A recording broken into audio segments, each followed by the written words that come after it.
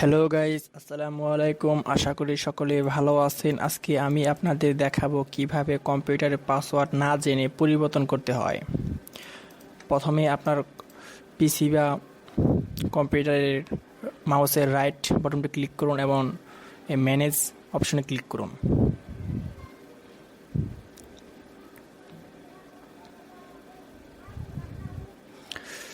তারপরে এই যে লোকাল ইউজার অ্যান্ড গ্রুপ অপশনটি ক্লিক করুন এবং ইউজার অপশনটি এবং তারপরে ইউজার অপশনটি ক্লিক করুন।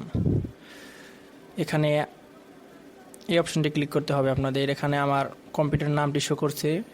এখানে আপনাদের কম্পিউটারের যে নামটি দিয়েছেন সেই নামটি এখানে শো করবে। আমি এই অপশনে রাইট বাটনটি ক্লিক করছি এবং এখানে সেট পাসওয়ার্ড অপশনে ক্লিক করুন। এখানে প্রসেট অপশনটি ক্লিক করুন। এখানে আপনাদের নিউ পাসওয়ার্ড দিতে হবে। আমি নিউ পাসওয়ার্ডটি দিয়ে দিচ্ছি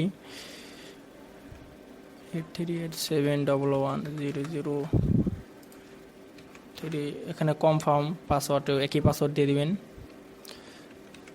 আমি দিয়ে দিচ্ছি। তারপর ওকে বাটন ক্লিক করুন। The password has been set, এখানে ওকে। এখন আপনার পাসওয়ার্ডটি সম্পূর্ণভাবে পরিবর্তন হয়ে গেছে, নতুন পাসওয়ার্ড।